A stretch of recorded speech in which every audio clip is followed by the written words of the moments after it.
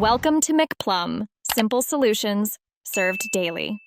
In this video, I will explain how to change an Audi A3 tire.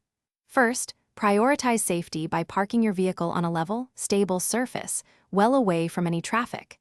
Engage the parking brake firmly and place wheel chocks behind the wheels that will remain on the ground.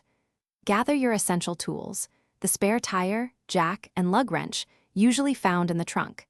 This initial preparation ensures a secure and efficient tire change process. Now, let's prepare to lift the car.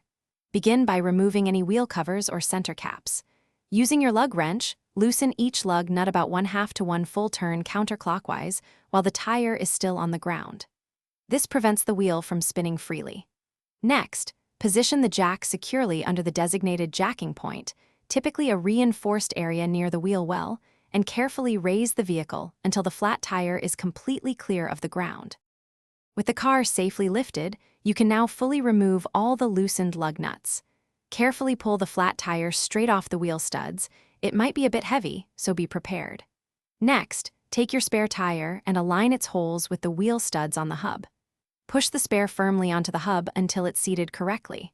Once in place, hand tighten all the lug nuts as much as you can before lowering the vehicle. Finally, lower your Audi A3 completely to the ground.